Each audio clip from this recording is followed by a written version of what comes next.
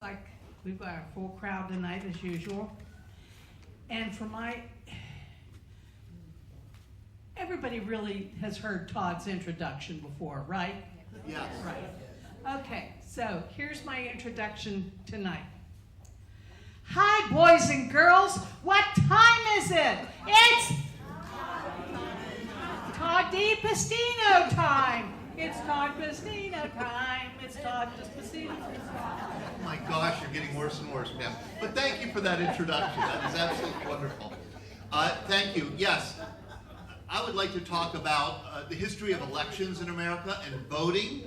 This is an issue that is important this year because we have a big election this year, and so I thought I would do a short series on elections, focusing tonight on who voted, how they voted, when they voted, something that the U.S. Constitution says nothing about. Nothing. The U.S. Constitution says nothing about voting. It left it all to the states. It doesn't say who can vote, what they could vote for, how elections should be held, when they should be held. All that is up to the states. And so we'll discuss elections in the early republic, and then next time we're going to move on. I hate to say it. Oh boy, this lecture is hell. I suggest you avoid it. Andrew Jackson. No, not Andrew Jackson. The lecture you should avoid next month it's like the lima beans of lectures. You're not going to enjoy it, but they're good for you, you know? It's about the history of the Electoral College.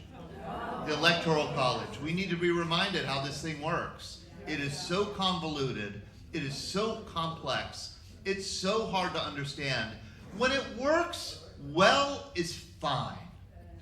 But the slightest little deviation gets us into really, really contested territory that the Supreme Court hasn't even ruled on entirely. So we're gonna start to cover the Electoral College, how it works, why it was invented, next time. But tonight is just electioneering.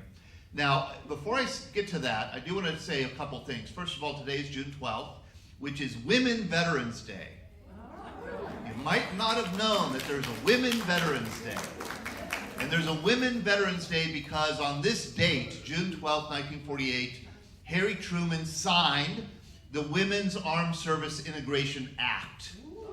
And what that did in 1948, what that did is it allowed women to serve in the military permanently.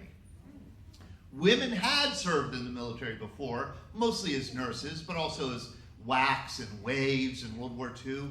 But that was only on an emergency basis. In other words, the government made exceptions in times of wartime. When there was a manpower shortage, then they would allow women to serve. 1948, Harry Truman signs the first act that allows women to serve during peacetime at any time. It was a very close vote in Congress, very contentious, and the only reason it passed, I'm convinced, is because of the Berlin airlift. The Berlin airlift was just taking place. It was a response to the Berlin blockade, Stalin's blockade surrounding of West Berlin, 2 million people, and the US decided, and Britain decided to supply a city of 2 million people with everything it would need to survive for a year. It came close to triggering war with the Soviet Union. So this was an emergency situation, and Congress ended up passing the Women's Armed Service Integration Act, June 12th, 1948. I was just at Robert Morris University to commemorate Women Veterans Day, and I was happy to be moderating. This was Senator Devlin Robinson's event with Robert Morris. I moderated a panel discussion with Jessica Lynch, if you remember her. She was Army private taken prisoner in 2003 in Iraq, captured, very, very grievously wounded, captured, assaulted, operated on in a very unsanitary way in an Iraqi hospital, and then rescued 9 days later. She's in Pittsburgh today, and she was at this event, and I got to interview her, have her share her story, which was wonderful. We also had a 100-year-old Navy WAVE, Betty Digby, and a 103-year-old Navy WAVE, Julia Parsons, who was a code breaker. They were both at this event and spoke beautifully about their service. Last week, a week ago today, was the 80th anniversary of D-Day. This guy, Warren Goss, he's one of our Veterans Breakfast Club veterans. He's 99 years old.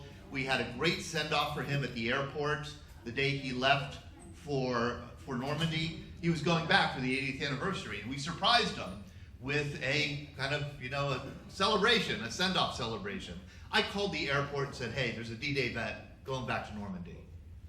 And this is the Pittsburgh International Airport, they immediately said, well, we'll get chairs, we'll get food, we'll get, I'll make sure we have dignitaries there, and they did, and they did a really, really nice event. And Warren walked in, very excited to go back to Normandy. I'm standing there in the airport lobby, and he says, what the hell are you doing here? So that is Warren. He's very outspoken, very direct, very blunt. And that worried me. I said, Warren, if you meet a head of state, be polite. And I saw a picture of him on the news shaking hands with the president of France, Macron. And I thought, oh, jeez. I hope Macron doesn't speak English, because I bet he wouldn't. So Warren, I just got a text from Warren's nephew. They just got back today from Normandy. They're going to be at our breakfast, and they're going to report on what the 80th anniversary was like in Normandy. You're welcome to come. This is our next Veterans Breakfast Club event. It's next Wednesday, June 19th. It's at Christ Church at Grove Farm, not far from here.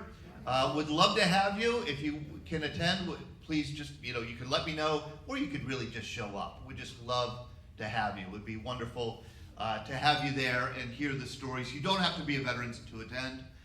You just have to enjoy these stories. And Warren will have plenty of them, I'm sure. I also, for D-Day, I thought about this picture. I love this. This is one of the great archival photographs of D-Day. It's Dwight Eisenhower. This is taken on June 5th. You'll remember that the original D-Day was scheduled for June 5th, but the weather was so terrible with low cloud cover, very choppy seas, that both British and American meteorologists recommended strongly that it be canceled. That you wouldn't be able to have air cover, you wouldn't be able to land in the proper beaches, it wouldn't work. The problem was, if he had one more shot, and that was June 6th. If June 6th wasn't good enough, he would have to wait a month. Because that's right, for the moon, for the full moon, and for the tides to be just right, not too low, not too high, and that would be in early July. So the weather reports came back from the British and the Americans, and they conflicted a little bit. One report said that it was absolutely the weather would not be good enough for landing. The other said barely tolerable.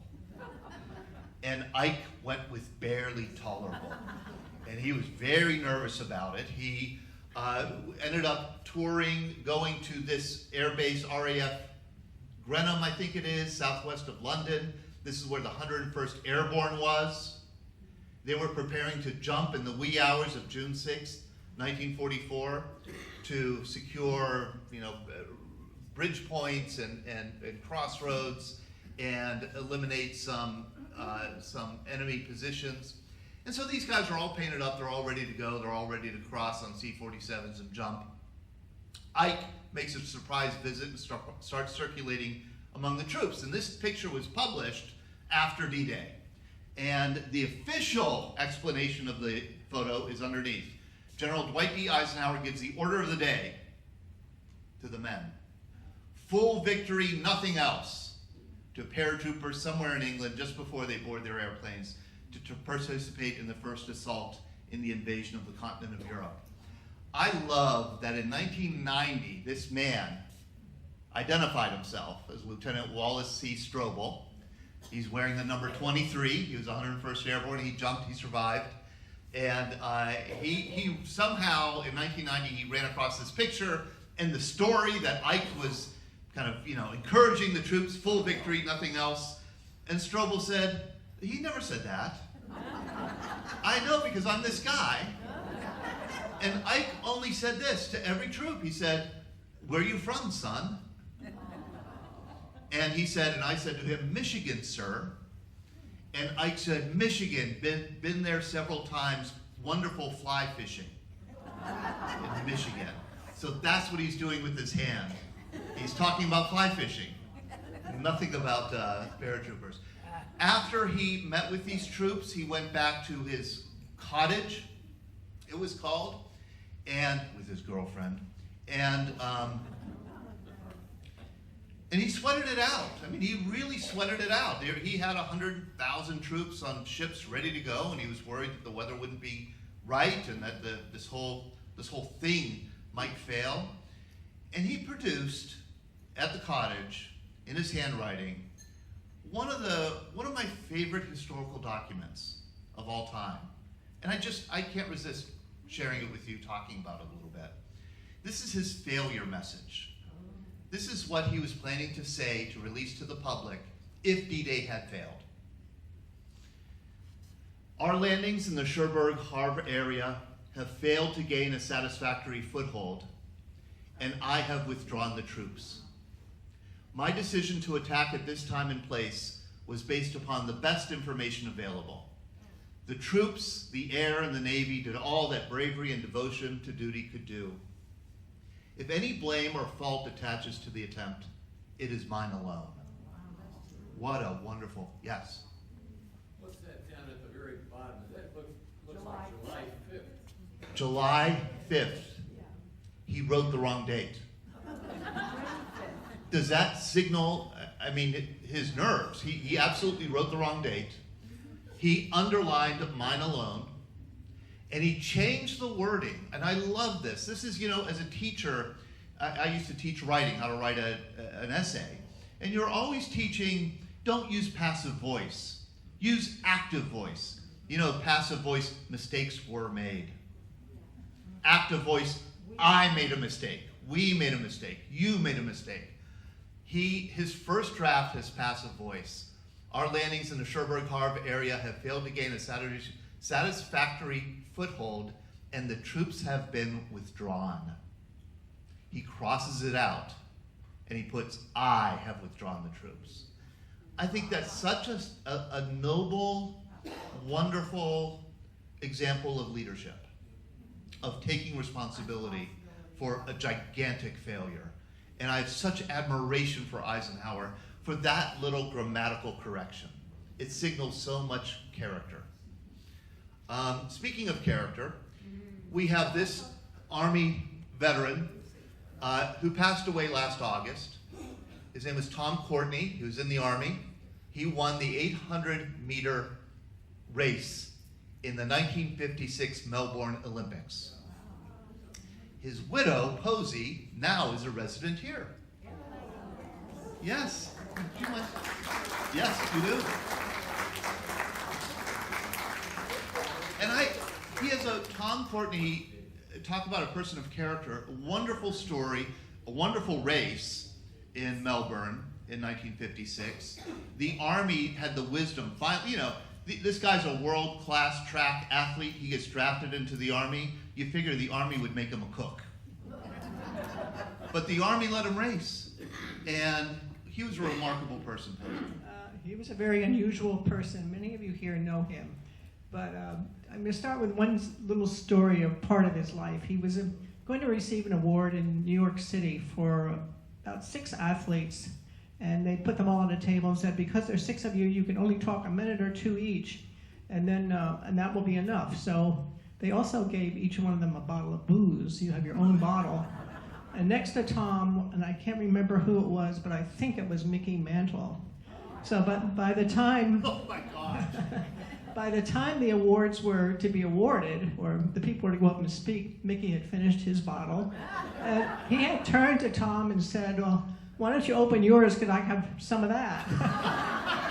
So Mickey goes up to get his award, and he talks on and on and on, and the MC is getting nervous, and the crowd's getting restless, and so the MC takes the gavel and hits the stand with it, and anyhow, the man continues, Mickey continues talking. So the man takes the gavel again and hits the stand harder, and with that, the head of the gavel comes off, and it hits the man in the front row in the forehead. So the whole room has become all of a sudden quiet, like, ah. And the man says, "Hit me again, I can still hear him."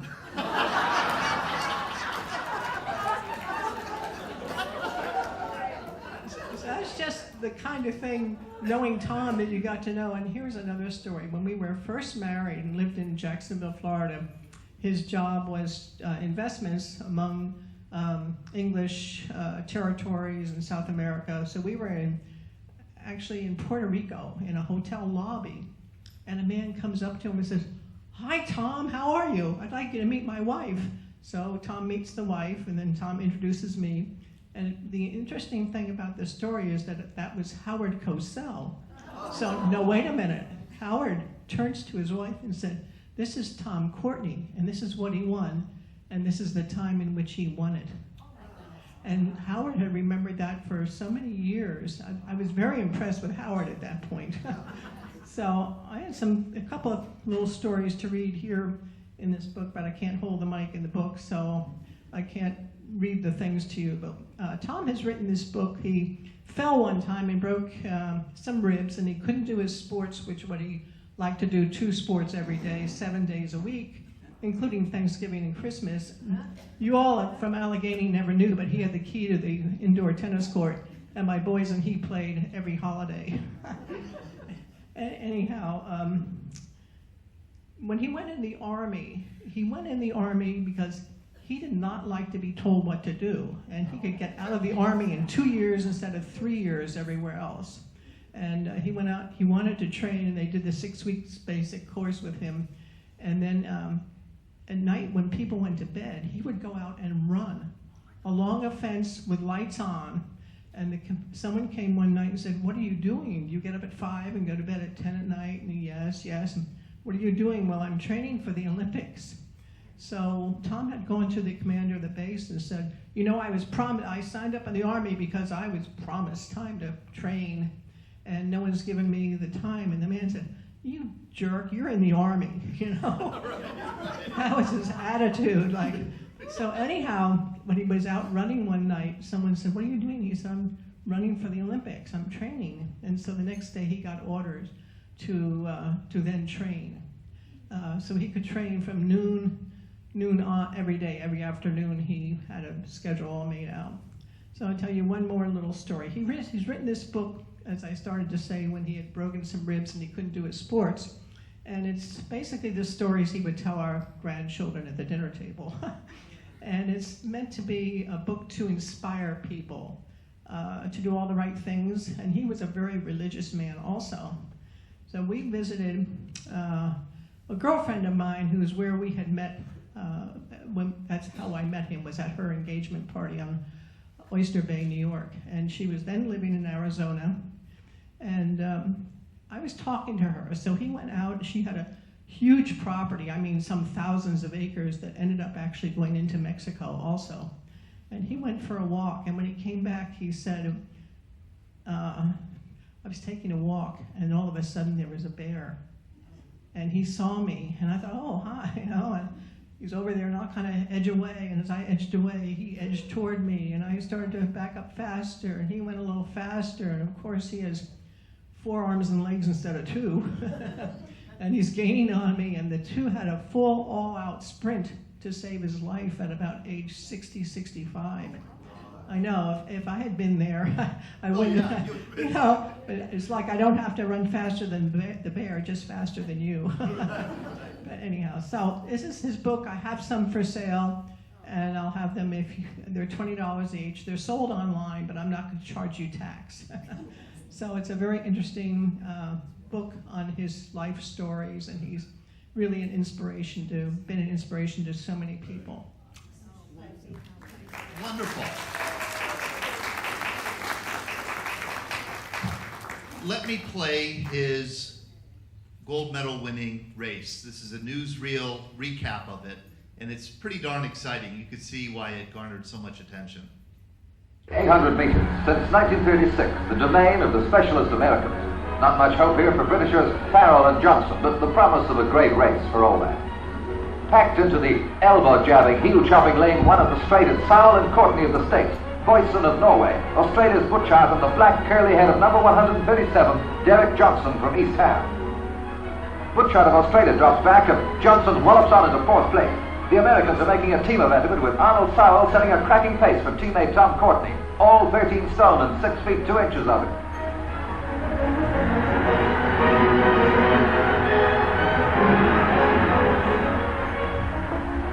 Around the last band, and Blacktop Johnson moves up past Boyson into third place. They're all on their final sprint. Sowell drops back, level with Courtney, and blocks Johnson. A fractional delay on the daylight between them, and Johnson sticks into top and eases through.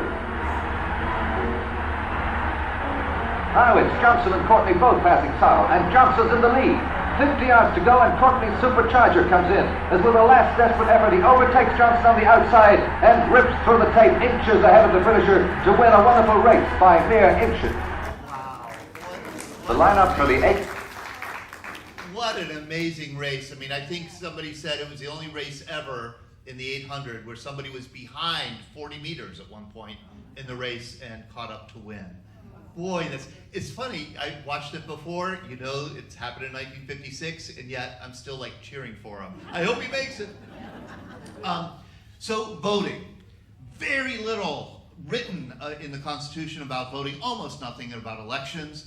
And it is remarkable that the United States, after fighting this 8-year war with Great Britain, the Empire, under which the colonists had very little to vote for, governors were appointed, judges were appointed, most elected officials had very little power, that when the U.S., when the Patriots kind of threw off the yoke of the British Empire and devised a government here of the United States of America, they actually left very little room for popular voting. There was very little that the people voted for in the early years of the Republic. We were not founded as a democracy, and that is because, of course, as I've said many times here before, in the 18th century, early 19th century, democracy was a dirty word. It was akin to mob rule. It was a synonym for anarchy. Most of the founding fathers had terrible things to say about democracy. John Adams' democracy will soon degenerate into anarchy.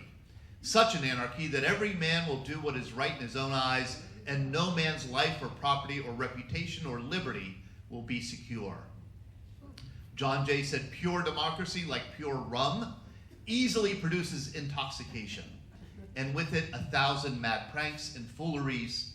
Benjamin Rush described democracy as simple democracy is the devil's own government. We weren't founded as a democracy. We became a democracy. We became a democracy over the course of the early 19th century, and I want to talk about the process by which we democratized and started including a lot of popular electioneering. When the Constitution was created, if you break down the 3 branches of government to 4, splitting the Senate and the House of Representatives, only one of these 4 was popularly elected, the House of Representatives. Senators were appointed by state legislatures. It was not until 1913 in the 17th Amendment that senators, U.S. senators, became popularly elected. Justices, federal judges, were appointed for life by the executive, and the president himself was not elected by the people, but through a really convoluted, complicated process involving the Electoral College, which we will talk about later. The Electoral College, man, I mean, the Electoral College in many ways was devised to insulate the executive branch from the popular will. And in fact, there have been 5 presidents who lost the popular vote. 5 presidents who won in the Electoral College but lost the popular vote. The first we've talked about, John Quincy Adams, in 1820, the election of 1824. You can see he didn't even win a third of the popular vote, and yet he ended up in the White House. The next person who would do that would be Rutherford B. Hayes in 1876. This is an unusual case. Samuel Tilden, pictured here. He clearly won the popular vote, and he also probably won the Electoral College. but three southern states, Republicans in three southern states contested the popular vote in their states, sent a separate slate of electors to the Senate to be opened up on January 6th, and it created such a maelstrom that it was only settled in March of 1877 with a compromise that put Rutherford B. Hayes in the White House in exchange for the president removing Union troops from the South after the Civil War, Reconstruction. It was the great compromise of 1877. Interestingly, Samuel Tilden, he won that election. He should have been president. He has a curious lack of facial hair. That was a major issue in the campaign. Why doesn't this guy have a beard? What the hell's his problem? He's probably a woman. The election of 1888, Benjamin Harrison lost the popular vote, but he won in the Electoral College. And he did it in the classic way. Hillary Clinton would learn this. If you want to win the popular vote and lose in the Electoral College, you've got to lose big in the states that you lose and win narrowly in the states that you win. And that's exactly what Benjamin Harrison did. Grover Cleveland cleaned up the rural precincts around the country. Harrison squeaked by in some major cities, and that put him over the top in the Electoral College. Of course, 2000, we remember the election of 2000. This is Al Gore versus George Bush. This is the closest election in American history. Out of 100 million votes, 500,000 separated them. 0.5%. Really remarkable. Gore squeaked by in the popular vote. We don't actually know, what the popular vote was in that election. We don't know. You will see it listed with different figures. And that's because the recount in Florida was stopped by the Supreme Court. So there was not a statewide recount, so we don't actually know the final. And then, of course, in 2016, Hillary Clinton beat Trump in the popular vote by a healthy 2%, but lost fairly handily in the Electoral College.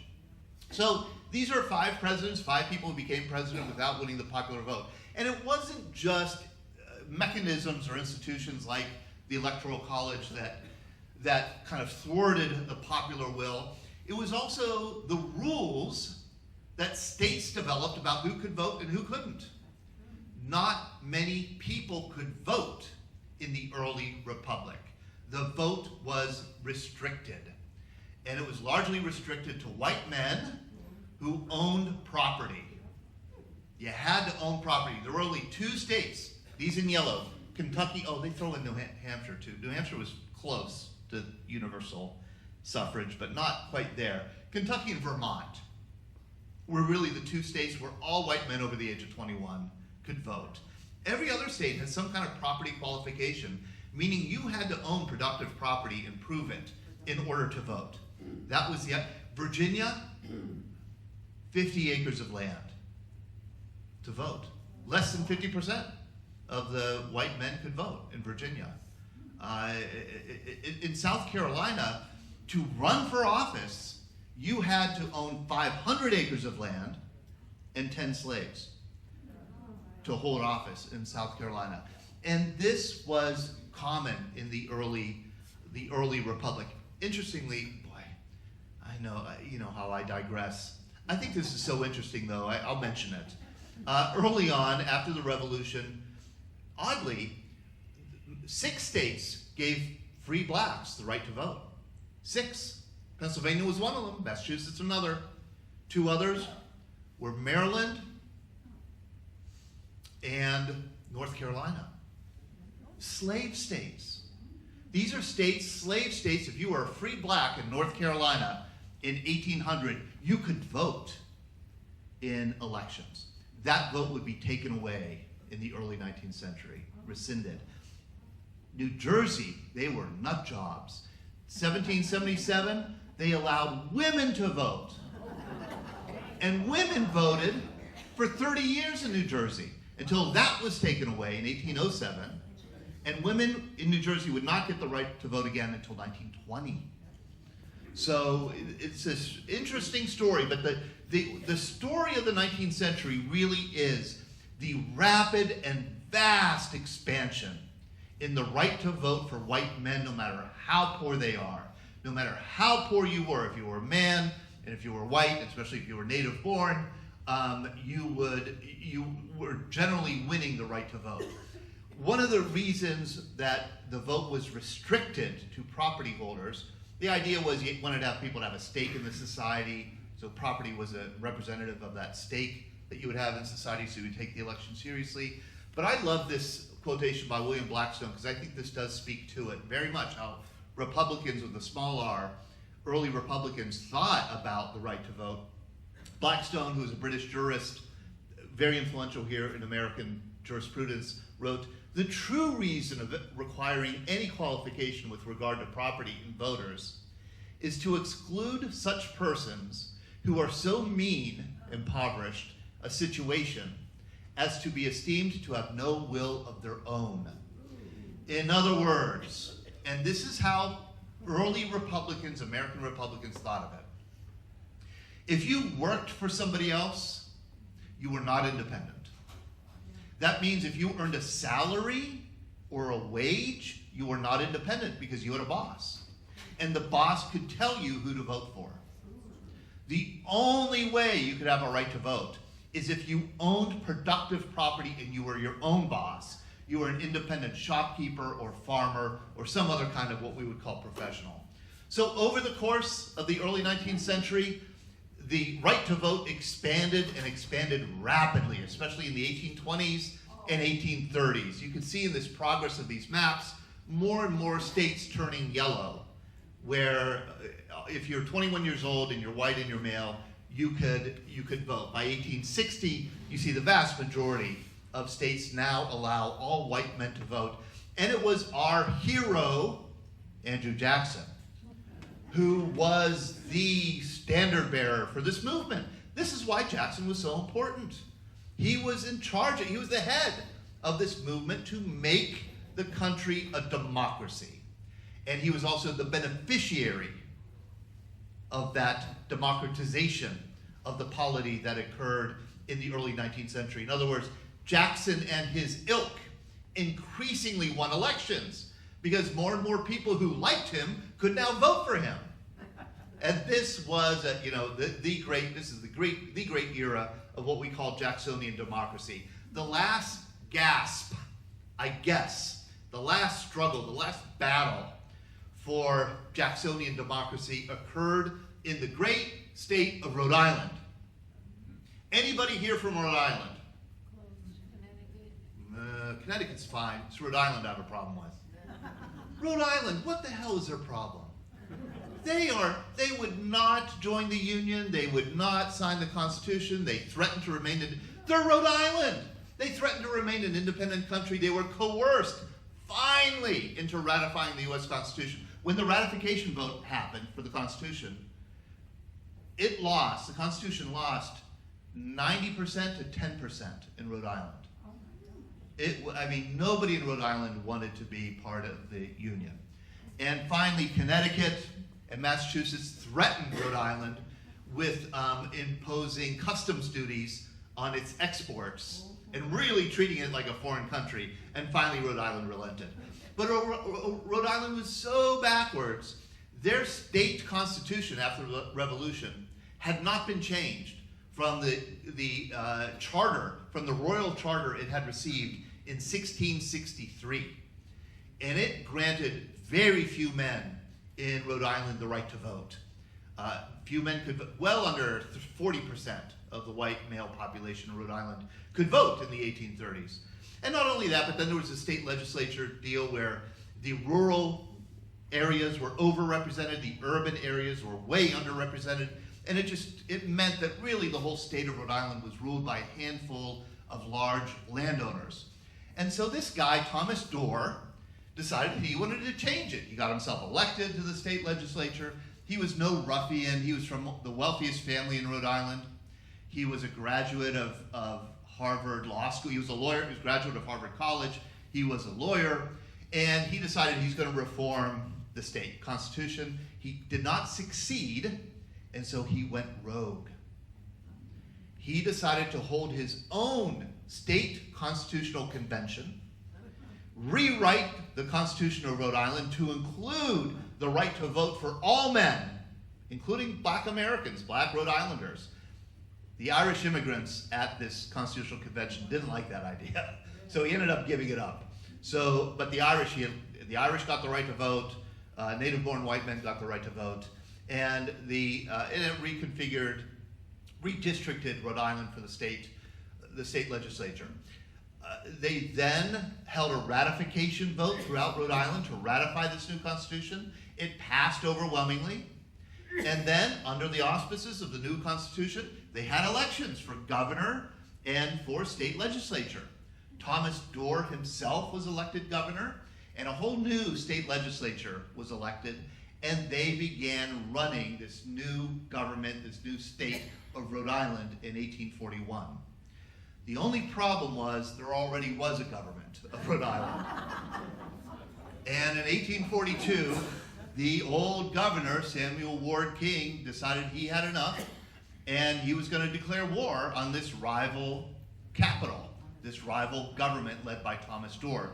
Thomas Dorr heard about the attacks that was coming, raised his own state militia, marched on the state arsenal at Providence, positioned a cannon to fire into the arsenal to get into the weapons, and the gun misfired.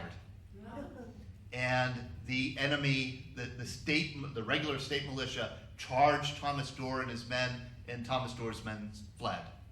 Dorr was then arrested, put on trial for treason against the state of Rhode Island, and he was found guilty and sentenced to life at hard labor. And it broke him. It absolutely broke him. He was eventually pardoned, but he died shortly after he was released from prison. And you can see this is a grave marker. It says Governor Thomas Wilson Dorr, the People's Constitution. But it wasn't long after Dorr's rebellion, the failure of Dorr's rebellion, that Rhode Island finally relented and allowed all white men in Rhode Island to vote. And they were the last state to fall. By the 1850s, most states allowed most men to vote. And what this happened is it transformed our elections. Elections now became big deals because everybody had a family in which at least one person was voting. And so everybody was paying attention to politics. Everybody was debating politics. And everybody was getting involved in campaigns.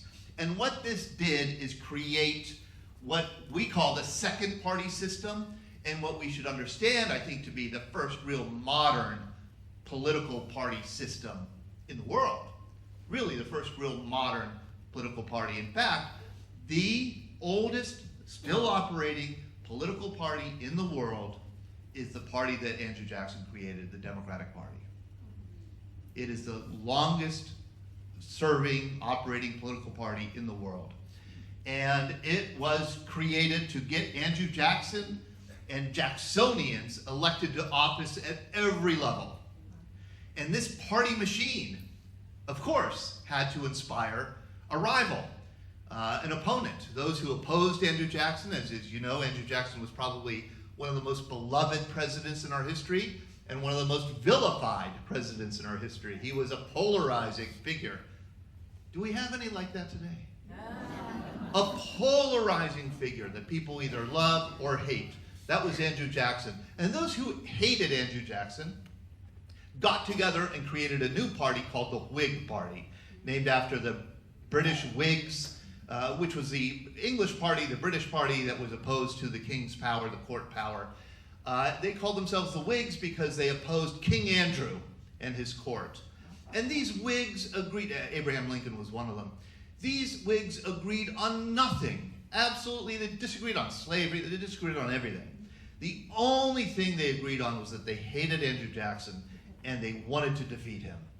And man, they tried every election and failed. Every election, every off-year election, presidential election, off-year election, failed. They get creamed every time. Every time they put up one of their great standard bearers, Daniel Webster, the great Daniel Webster, or this man, Henry Clay, they put these, great U.S. senators up against Andrew Jackson, and they get creamed every time. And then, in 1840, they're facing Andrew Jackson's hand-picked successor, Martin Van Buren.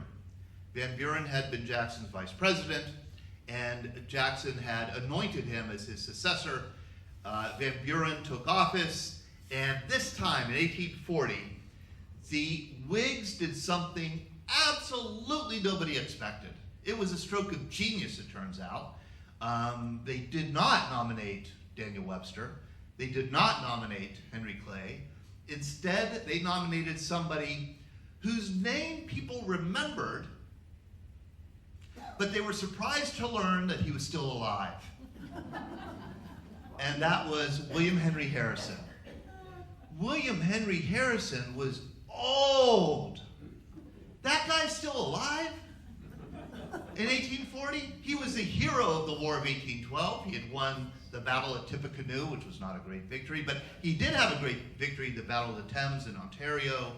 And during the war, he resigns. They did know this about William Henry Harrison. He loved publicity.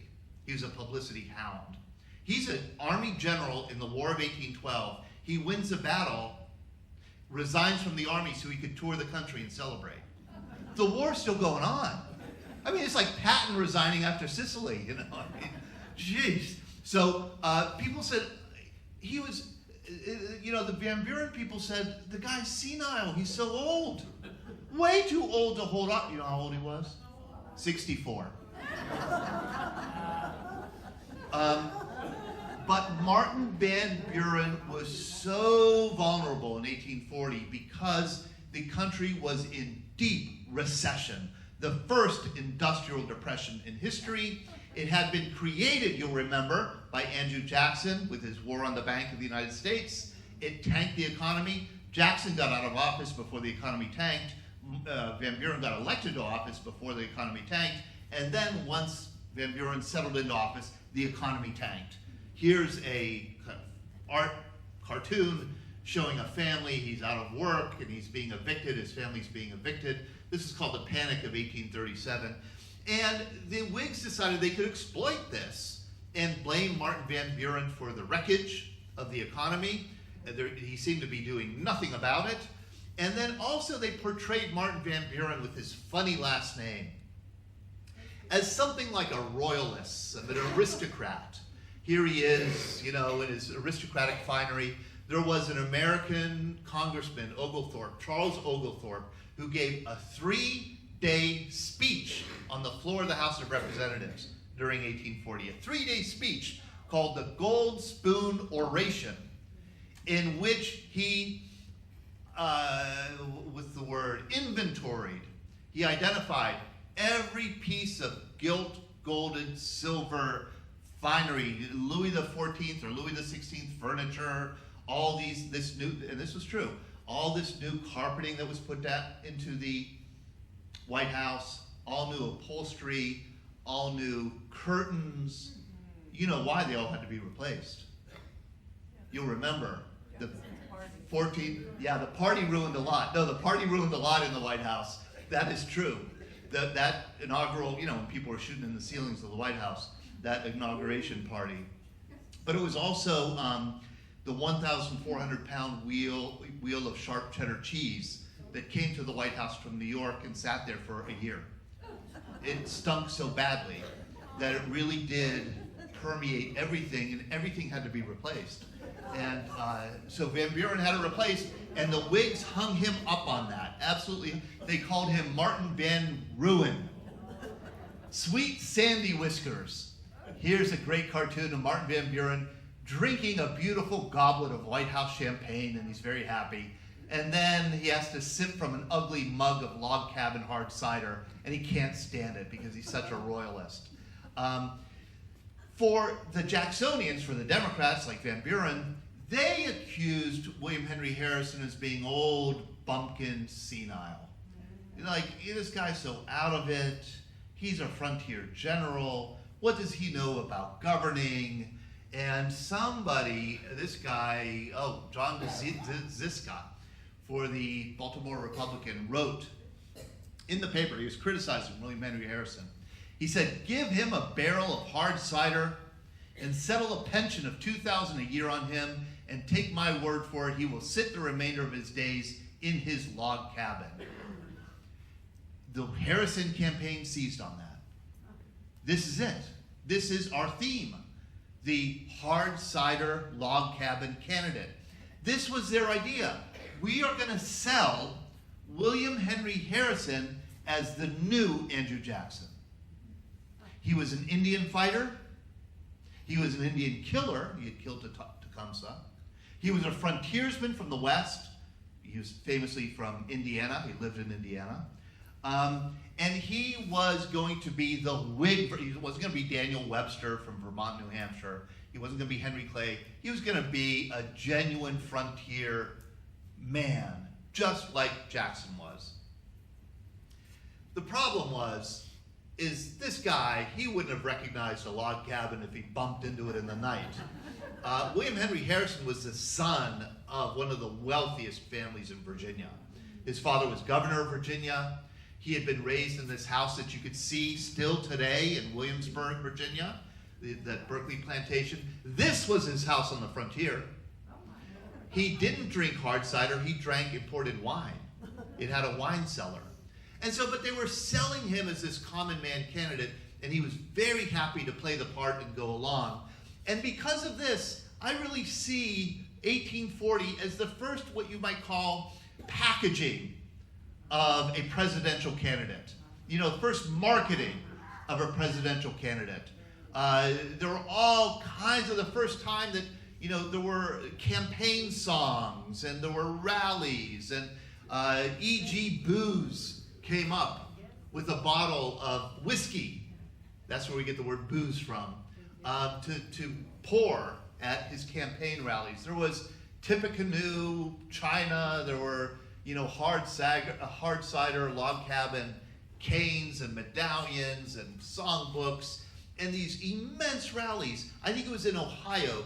60,000 people came out. 60,000 in Ohio for a barbecue and a drink-a-thon. Essentially, it was hard cider and whiskey was served with the barbecue at a Harrison campaign rally. I mean, there really had been nothing like it before.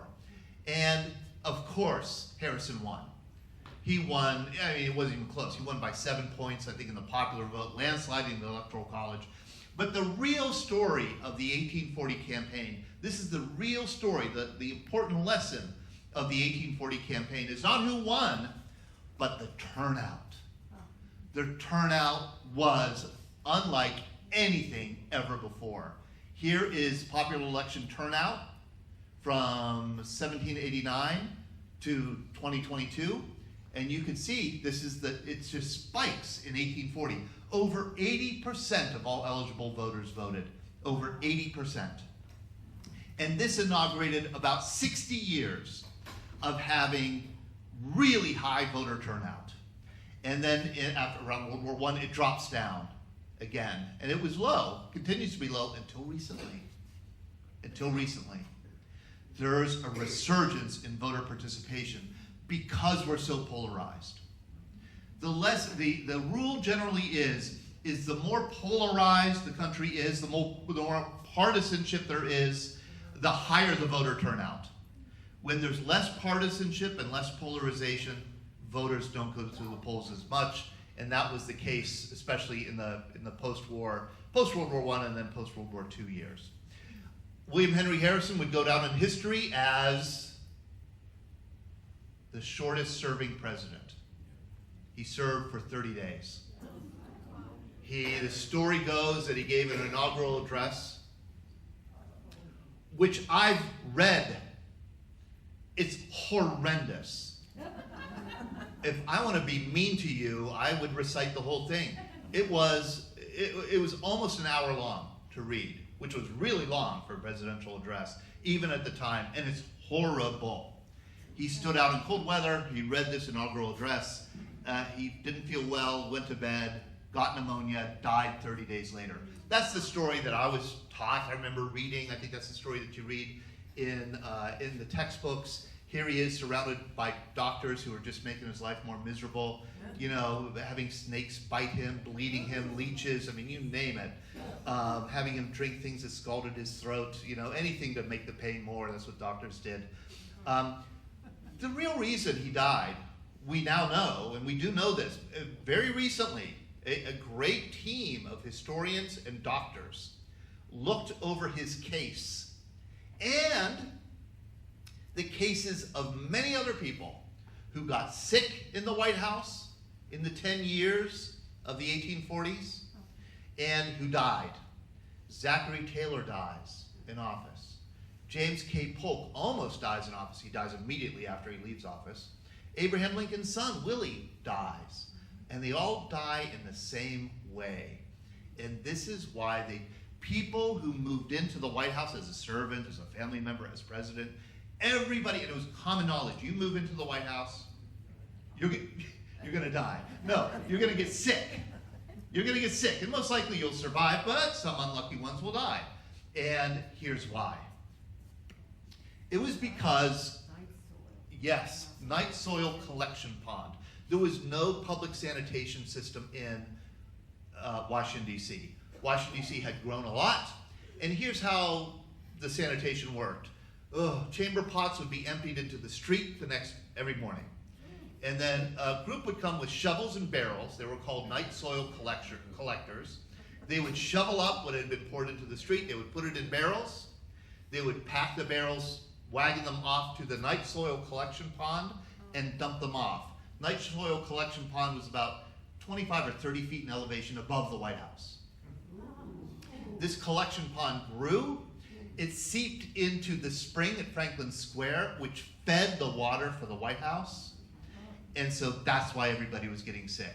Human waste was contaminating the water supply of the White House. So everybody got these horrible intestinal, stomach, GI illnesses. And William Henry Harrison succumbed to it, as did Zachary Taylor, as did many, many others. But that was only finally figured out less than 10 years ago. A great, wonderful study was done. William Henry Harrison, here's another piece of trivia. William Henry Harrison dies. His vice president, John Tyler, takes over. And by the way, John Tyler, when John Tyler inherited the office, nobody knew the rules of how this was going to work. They at first thought that he would be acting president until maybe we'll hold another election. There weren't really rules about how this was going to work. He made sure that he was inaugurated and called Mr. President. And he established the precedent for the vice president automatically taking office as president. He was born in 1790, John Tyler.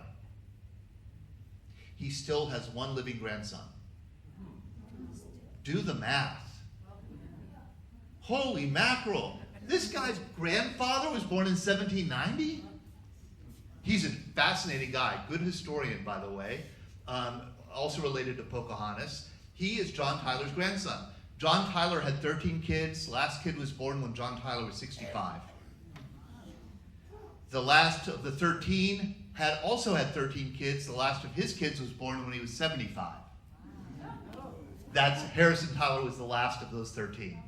So that's how we still have. All right, enough of this nonsense. Let's talk about what Election Day was like in the early republic. It was fun. It was a public holiday. Nobody worked. Everybody, you spent the day drinking, eating like an ox in the middle of the street, gambling, and then, in your spare time you went to vote. But then you went back to the party. And that's what Election Day was. And everybody knew that when you ran for election, the first thing you had to do as a candidate was buy booze for everybody. And every once in a while, one of these stick-in-the-muds like this guy would come along and refuse to do it. In 1756, a young George Washington, 24 years old, decides he's going to run for the House of Burgesses in Virginia. And he hires somebody to be what we would call his campaign manager. The manager says, well, how much liquor do you want to buy for the voters? And he said, I will not buy liquor for the voters, that kind of thing. And so he didn't, and he lost. 1858, the first thing he did is send his campaign manager this letter and says, get me 28 gallons of rum, 50 gallons of rum punch, 34 gallons of wine, 46 gallons of beer, 2 gallons of cider royale, and this is for 397 voters. And he won. He won. I mean, this was how elections were run. They were big public events. And voting itself was not private. Voting was public. It was called voice vote. And this is how it would work. There'd be a party in the streets. The sheriff would come up with the clerk of elections, and they would say, all right, everybody, it's time we're going to vote. They would have a table, and each voter would come up. They would state their name and their address, where they lived, and who they would vote for. And you'd have candidate Jones over here. You'd have candidate Smith over here. And you would say, my name is Todd DePastine, and I vote for candidate Jones. And candidate Jones would step out and bow. All his supporters would cheer. And then candidate Smith would throw a rock at the guy. And that's how it was done. This was voice vote. If in large towns, there would not be a voice vote, but they might use ballots. Ballots, Italian word for ball. That's how they did it in the ancient republics. Ball. You put a black ball for the candidate you supported, or the white ball for the candidate you supported, and you did it publicly. You show the ball and put it in, to show your support for that candidate. This was all public. Secret ballots were suspect. What are you hiding? What are you hiding? If you are not proud of who you're supporting, then you're probably voting for your own narrow self-interest and not for the good of the republic. That was the idea. Elections eventually became so big that something called this kind of ballot was created. These ballots were not given to you when you went to the voting station. The government didn't print them up for you. The election, office didn't print them up for you. These ballots were printed by printers at the party expense. And they were handed out on the streets. They were published in magazines and journals and newspapers. They were very colorful. And the cheapest ballot you could print, you would go to a printer and you would order a train ticket. There were many, many printers throughout the country that printed train tickets. And so you would order a bunch of train tickets to be printed with the names of your party's candidates on them. Give me a yellow ticket with the candidates' names on them. That's where we get the word ticket. Because they were the same size exactly as a train ticket. And this was an attempt to get you to vote a straight ticket. Here are the people you should vote for. You'd take the yellow ballot, you'd hand it in and show it in public. And but some people, they were more individualistic and they didn't want to vote for everybody on the ticket, so they split their ticket. Split tickets, sometimes you would paste a name from another ticket onto one ticket. This is called a paster. But this was all, again, public. The ballot box, in fact, was not a box. It was a glass globe so that you could see who everybody voted for. This was deliberate. You want to be able to see who everybody's voting for. After the Civil War, when African Americans get a right to vote for the first time in the South, this is harrowing because black voters, everybody's seeing who they're voting for. So they would be, if you voted for the wrong candidate, you might get targeted by whites in the South who, didn't like that you were voting for a Republican. The first American advocate for the secret ballot was this guy, Henry George. Henry George was at one point one of the most famous of Americans, right up there with Thomas Edison and Mark Twain. He wrote one of the most popular books in American history called Progress and Poverty. He was one of these great self-educated people, never went to school. He wrote a book, Why Progress and Poverty? How can we have so much technical and material wealth and abundance and progress and still so much poverty? And he found the answer in rent. It's rent. it's land. It's the appreciation and the value of land. And if you control more land, you control the economy. He ended up writing a whole critique of it. Henry George clubs popped up around the country, and one of those clubs created the landlord's game to teach people how rent creates poverty in the country. The landlord game is now called Monopoly. Exactly, that's exactly it. Way before Progress and Poverty and way before all this writing, and he was famous, Henry George was a cabin boy on a steamer in the Pacific. He went to Australia, which was one of the only countries in the world that had a secret ballot, and he happened to be there on election day. And he couldn't believe everybody was sober. And this is Australia. Everybody was sober. And the whole day was quiet. And the election was orderly. And nobody disputed the results. I mean, it all worked well. And he thought, we got to start doing this in the United States. He came back and started promoting the idea of secret ballot, and of course got a lot of criticism for it.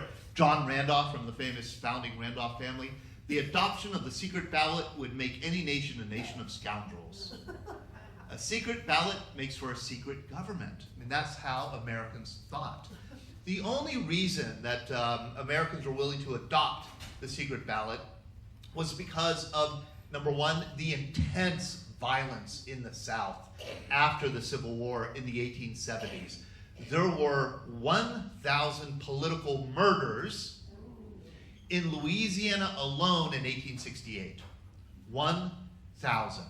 Black voters were targeted, black candidates were targeted, and it was election season became a guerrilla war in the South in the decade and a half after the Civil War.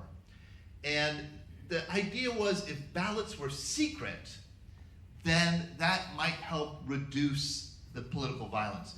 In the North, it wasn't so much violence, it was corruption. Voters were openly, Democratic Party, especially Tammany Hall in New York, openly buying votes with wads of cash to immigrant voters, getting them to the polls. And it turns out, the more money you had, the more voters you could buy. And the idea was, well, how could you pay voters if there's a secret ballot? They could take your money and vote for who they wanted to, and you'd never know. So in 1888, Massachusetts did an experiment with a secret ballot. It was the first one in American history. And this voters they closed all liquor stores. You would walk in to the voting hall, you would get a ballot that had been pre-printed by the government with the candidates on it. You would you would check your candidates who you wanted, you would put it in a closed, sealed box, and the election went so smoothly, and voter participation remained so high that really within 10 years, the entire country had now, every state in the Union, just about, I think West Virginia might have been the last to get on board with this, adopted a secret ballot. And this was really the beginning of what we know of as our modern campaign season. So listen, it's going to be a rough few months as we lead up to the election of November. I mean, I know it's hard to turn on the TV without seeing political ads, and they're only going to be increasing, as is the news, coverage of the campaign as the months go on. You might find some solace that, as bad as things are in 2024, at least it's not like Philadelphia in 1844, where both parties were shooting at each other in the streets. So next time, I'll be back next month. I'm going to give a talk about what the heck the Electoral College is all about, why it was invented, how it was created, and we'll go from there. Thank you.